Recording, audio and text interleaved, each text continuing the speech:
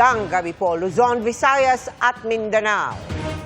Hindi ipinalabas via live stream ang pagharap sa ICI ng Presidential son na si Sandro Marcos matapos nitong humiling ng executive session sa komisyon. Pero sa pagharap niya sa media, tahasan niyang itinanggi ang mga paratang ni dating Congressman Zaldico kaugnay ng umano'y budget insertions. Tumanggi namang humarap sa komisyon kahit imbitado si Congressman Paulo Duterte, pero hindi raw yan pag-atras, kundi pag-iwas sa tinawag niyang palabas.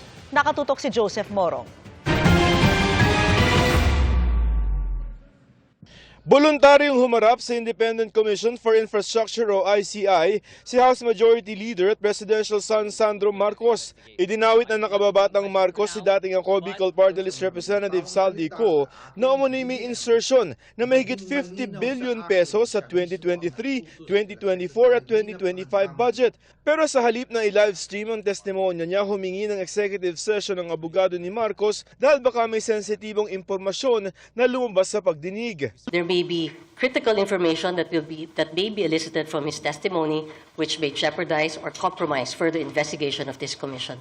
We grant your request, so we will adjourn this session and go into executive session. Pero sa pagharap ni Marcos sa media, itinanggi niya ang paratang niko na tinanong raw ng komisyon sa kanya. I did not do any such a thing. Kung nakikita niyo po yung listahan, may mga project dyan sa Davao City nakalista sa Davao City. Alam naman natin sino nakatira doon, ba't ba ako maglalagay ng projects doon?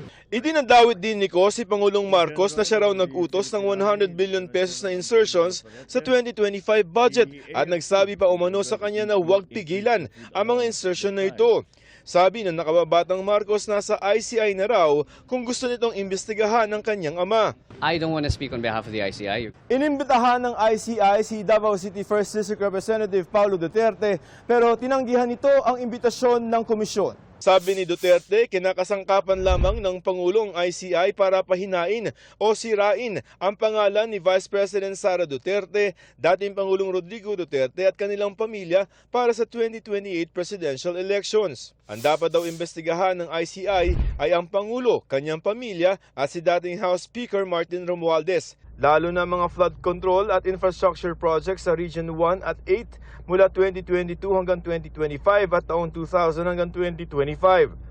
Tingin ni Duterte, binuo ng Pangulong ICI para isalba ang sarili, pamilya nito, si Romualdez at mga kakilala nito. Nitong Martes, nagsumite at pinaiimbestigahan ni ACT Party List Representative Antonio Tino sa ICI ang 80 mga proyekto sa distrito ni Duterte na nagkakahalaga ng 4.4 billion pesos mula 2016 hanggang 2022. Sabi ni Tino, bakit daw biglang dinaga si Duterte matapos itong sabihin na handa siyang humarap sa investigasyon.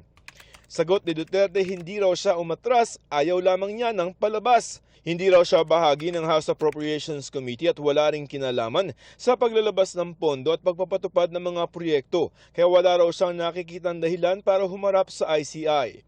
Para sa GMA Integrated News, Joseph Morong, Nakatutok 24 Oras.